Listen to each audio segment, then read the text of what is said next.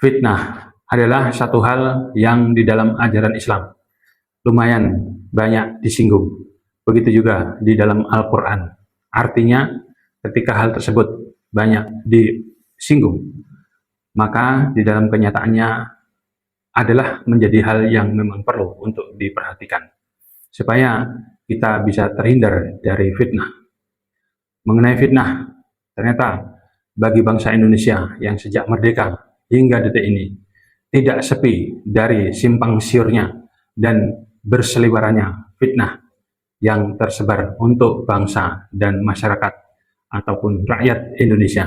Contohnya adalah kontroversi mengenai keaslian, berikut juga kepalsuan dari ijazah seorang pemimpin puncak bangsa Indonesia, Presiden kita. Benarkah ijazah tersebut asli? Benarkah ijazah tersebut palsu? Itu menjadi pertanyaan, dan kita mestinya mampu mengelolanya. Apabila tidak, maka itu dipastikan akan menjadi fitnah yang berkepanjangan dan berlarut-larut. Apabila kita tidak mampu mengelolanya, akan menjadi ancaman bahaya yang bisa semakin membesar.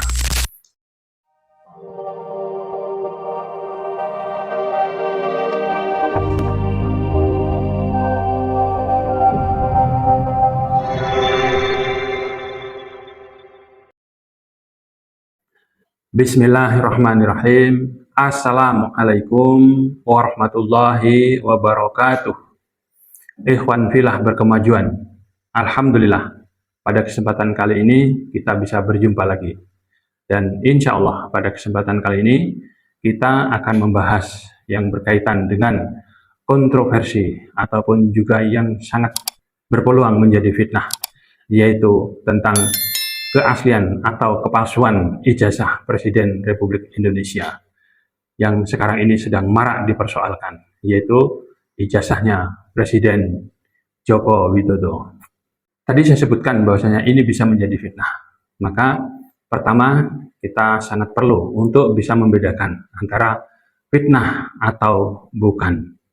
Sesungguhnya rakyat ataupun masyarakat Indonesia punya hak untuk mempertanyakan keaslian ijazah Presiden Joko Widodo tersebut.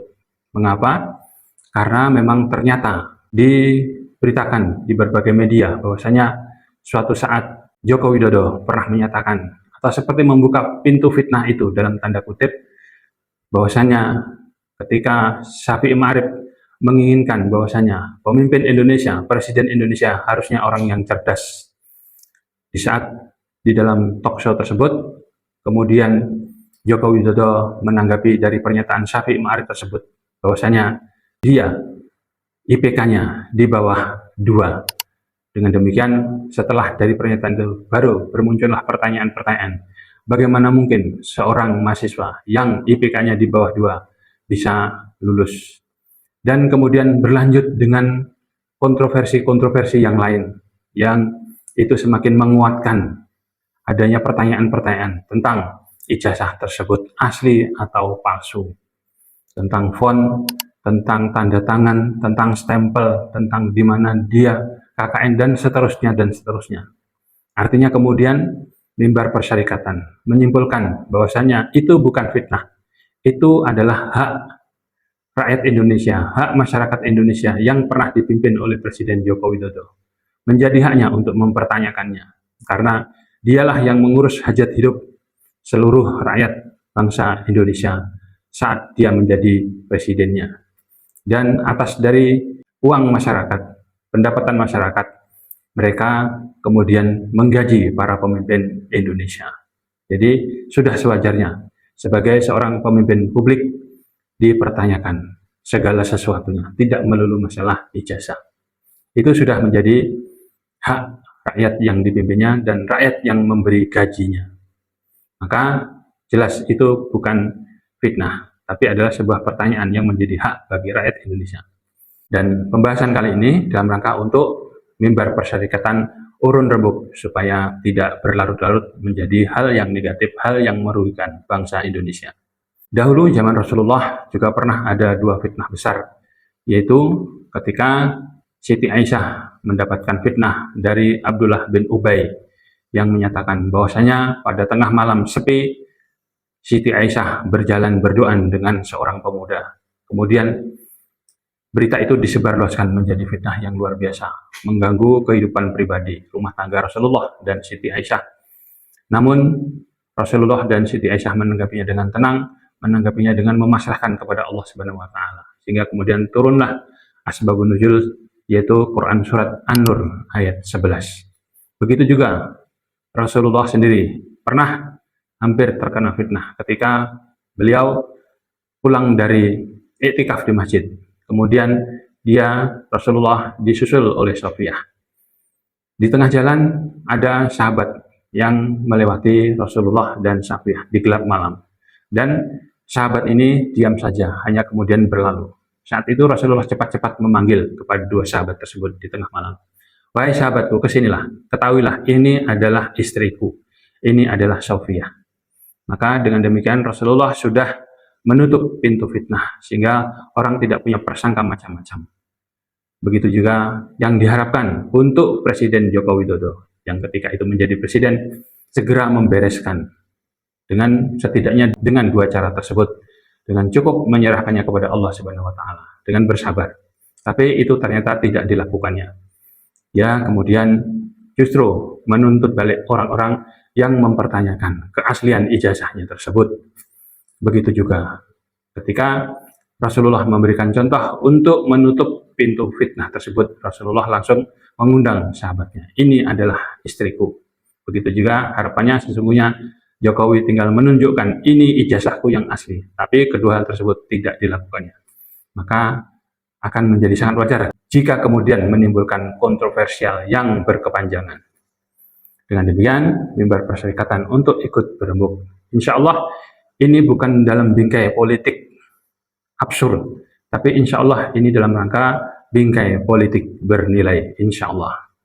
Di samping itu juga, secara waktu kita juga baru saja terlepas dari atau usai dari melaksanakan ibadah Ramadan.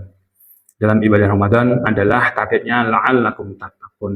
Dalam la'allakum tattaqun, salah satunya adalah in tattaqullaha yaj'al lakum furqana. Apabila kalian bertakwa kepada Allah, mampu meraih target Ramadan, yaitu bertakwa kepada Allah, Allah akan memberikan ilmu furqan, pembeda antara yang baik dengan yang buruk, antara yang halal dengan yang haram, antara yang sunnah dengan yang bid'ah, antara yang hak dengan yang batil, antara yang kafir dengan yang muslim, dan lain sebagainya, antara yang palsu dengan yang asli.